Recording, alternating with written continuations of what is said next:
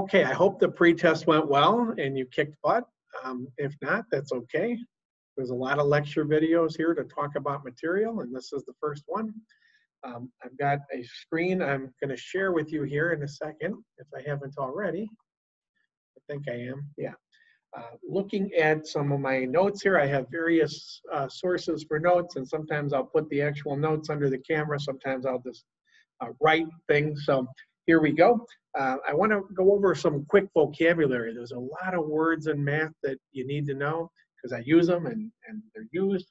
And it's important to know what they mean. So this, I've kind of circled the key ones here. The first one is sum, S-U-M. That means I'm adding two things together, sum of two numbers. Difference means I'm subtracting things. The difference between 10 and 4 is 6. How did I get that? I subtracted 10 minus 4. The word factor. Factors are numbers, multiplied together. Okay? A number that is multiplied by another number. Okay, that's the definition. But factors are numbers that multiply together. And another word for multiply is product. So if I say I'm going to take the product of two numbers, I'm multiplying those two numbers. Okay, quotient is another word for divide. The quotient of two numbers means I'm going to divide those two numbers. And the term rational numbers is talking about a fraction. Okay, two integers that are divided together, we would call that a rational number. Okay, integer meaning the positive whole numbers, 0, and the negative whole numbers. Those all fall into the category of integer. Okay, so a rational number, though, is we can use that word to describe a fraction. All right, so that's the basics of the vocabulary words. As other things come up, I'll talk about them. But that's kind of the essential ones. I want to talk now about rounding. Okay, and it's something we probably know, okay, or at least know the gist and maybe forgot. So in order to round, we need to talk a little bit about place value. So I'm just going to write some big goofy number here, 3429761.82149. Okay.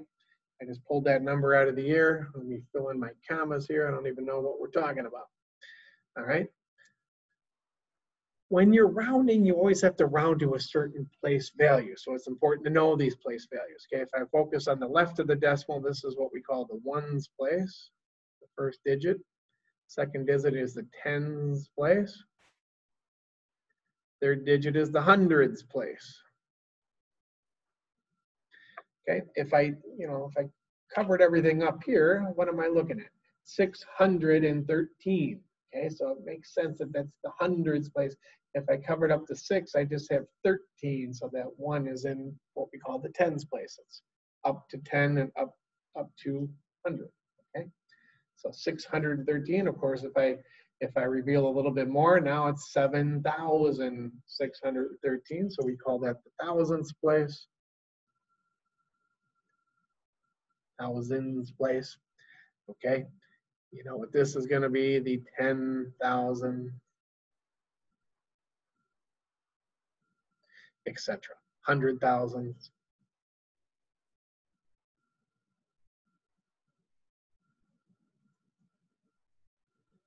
Okay, if I cover up the 3 there, now what kind of number am I looking at? 4,297,613. So the 4 is in the millions place, 10 millions, and so on. Okay. So that's on the left side of my decimal. On the right side of my decimal, I'm getting smaller and smaller as I go. On the left, I was getting bigger and bigger. Now I'm getting smaller and smaller. So this first position here is called the tenths. Tenths, T-H-S. Tenths position. Second position here is called the hundreds.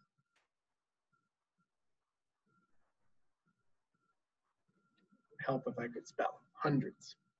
Okay, third position is called the thousands.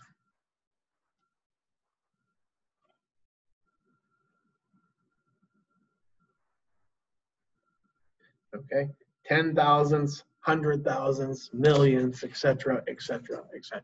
Okay, so when we round, we always have to know, number one, what we're rounding to, And then we have to look at the number to the right of that number. And that's going to determine how we round. Okay, so now we have to understand what's larger or smaller than a value, and we have a pretty good handle on that. But when we round, we're either going to keep a digit the same or we're going to round it up. Okay, so for example, if I wanted to round, and I'll just make up some numbers here. If I wanted to round 247, we don't even need to show a decimal point. If I wanted to round that to the tens position, the tens, well, I want to round it here.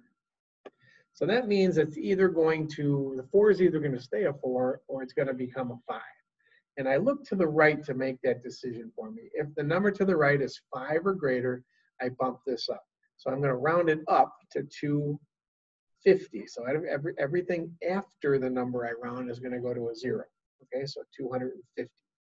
So I rounded 247 up to 250 if I'm rounding to the tens position. Okay, I could round that same 247 to the hundreds position. Okay, well now I'm looking to the right of my 2 and I'm saying, the 2 is either going to stay a 2 or be bumped up to a 3. And now to the right of the 2, this number is not 5 or greater, it's less. So I'm going to just keep the 2 a 2 and everything else turns into a 0. So in that case, I'm rounding down. In the first case, I rounded up. Okay, so we always look to the right of what we're rounding to, and that's going to allow us to make a determination on how to round. Okay. All right. So how about if we round? Let's take another number and kind of do the same idea. Let's take 96,187. Okay, and let's round this various ways. If we round it to the nearest 10, so that's looking at that 8. If I round it to the nearest 10, I'm going to be 96,100. That 8's going to become a 9, right? 190. Okay, if I'm rounding it to the hundreds, well, now I'm looking to round it at that position there, right here. The 1's either going to stay a 1 or become a 2. I should be looking up here. The 1's either going to stay a 1 or become a 2. So 96,200. How about 1,000? Now I'm going to look at that 6, and then 6 is either going to stay a 6 or be bumped up to a 7. It's going to stay a 6, right? 96,000. And finally, we could do it to the nearest 10,000. That says I'm looking at that 9, and that 9's either going to stay a 9 or be bumped up to a 10 based on what's next door. It's going to be bumped up to a 10, right? So it's 100,000. Okay, so I can take that same number and round it any number of different ways, and you see that it's going to change depending on how I round. Okay.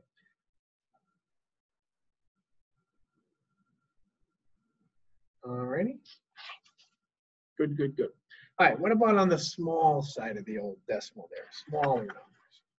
What if I have, 46.897, and I want to round it to the hundredths place, so tenths, hundredths. So I want to round it right there.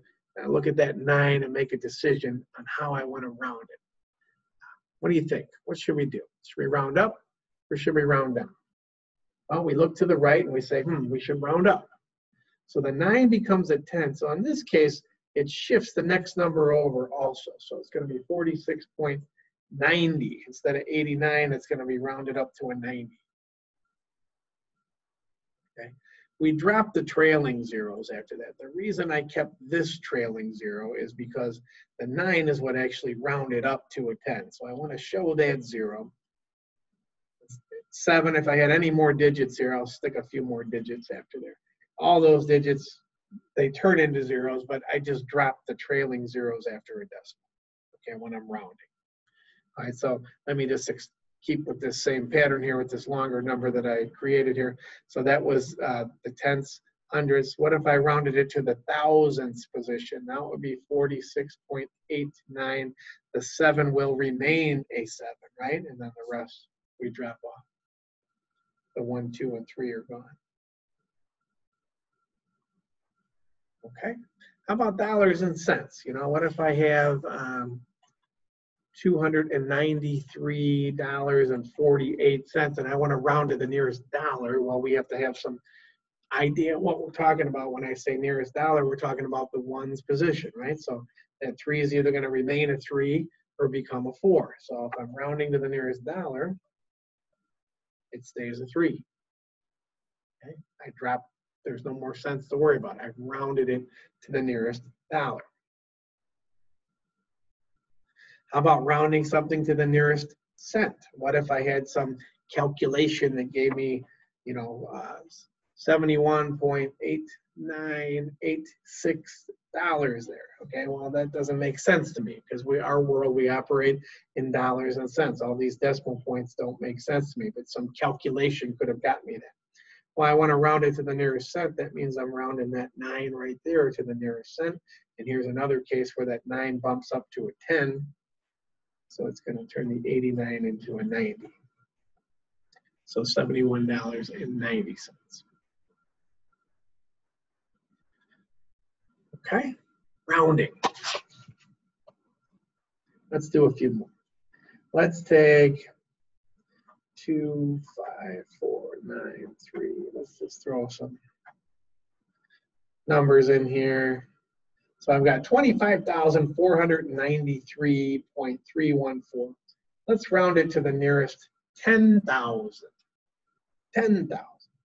Ones position, tens, hundreds, thousands, 10,000ths. That says the 2 is either going to stay a 2 or be bumped up to a 3. So it's going to be bumped up to a 3, right?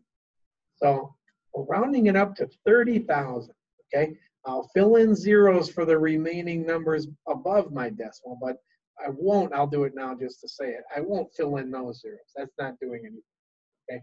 I have to show these zeros in order to show that it's 30,000. If I didn't show those zeros, it just looks like a 30. But after the decimal point, I'm not going to show those zeros when I round. I'm just going to drop them. So to the nearest 10,000, I was looking at that 2 and saying, does it stay at 2 or does it go up to a 3? I sent it up to a 3. Okay. 247.6493, and we want to round it to the nearest hundredths, hundredths, right there. 247.6, that 4 is going to become a 5. Okay, and again, I won't show these decimals or these zeros. Okay, it didn't change the value. You know, 247.65 and 247.6500 have the same value in terms of, you know, stick them both in the calculator and it's going to be the same thing. In fact, if I put those trailing zeros on there, you know, when I hit my times button, you see it knocked them right back off. So that's extra baggage, you don't need it. Okay, so those trailing zeros don't change anything in a calculation. Where those trailing zeros are important, and it's really not covered in this review course, it's something called significant digits. Or significant figures, depending on the word that's used. And again, I'm not going to go into it, but there's a profound difference in the world of measurements. If I measure something and I say it's 2.5 inches long or whatever, I measured something and I got a 2.5. And then somebody else measures and says, well, it's 2.50. And then somebody else measures and says it's 2.500, et cetera, et cetera, et cetera. This person who measured down here had a much, much, much more accurate measuring device, because that person's telling me, hey, it's not just 2.5. I can tell you all the way down to this decimal place that it's 2.5. This person up here can't say that, or we don't know that, rather. You know, if they just said, hey, I measured it as 2.5. Well, you know what? Maybe it was 2.51 and they said the hell with it. Let's just round it off to the 10th position and call it 2.5. Okay, we don't know how accurate that 2.5 is. Down here, we know it's not. We know there couldn't have been a 1 here. Now, maybe there was a 1 down here somewhere, and it was rounded off. But we know there's not a 1 here. So this is a much more precise measurement than that. So again, in the world of measurement, these trailing zeros become important. In the world of calculations, it's not. 2.5, I string all those zeros on there, and I want to multiply by 2. It dropped all those zeros. It's just going to give me a 5. It's not going to give me a 5.00000. Okay? All right, so that's rounding. Okay, I think everybody probably knew that. Okay, no biggie. We're going to go talk about averages here in the next video, but I don't want to make these videos too long, so let me call it quits on this one, and we will pick up here shortly.